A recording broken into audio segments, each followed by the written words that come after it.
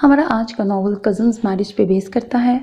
अगर मैं हीरो की बात करूँ तो वो एक ब्रोकन फैमिली से ताल्लुक़ रखता है। उसके पेरेंट्स ने लव मैरिज की होती है, उसकी मदर किसी और रिलीजन की होती हैं, बट हस्बैंड वाइफ की ना बनने पर दोनों की डिवोर्स होती है और उसकी मदर उसको छोड़ के चली जाती हैं बचपन में ही।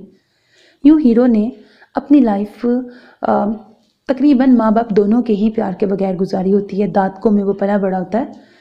वहाँ पर हीरोइन जो कि उसकी कज़न है, उसके साथ उसकी बहुत अच्छी दोस्ती है, बॉन्डिंग है, बट उसको हमेशा से लगता था कि जो सारे लोग उससे मोहब्बत करते हैं वो उस पर तरस खा रहे हैं कहीं ना कहीं।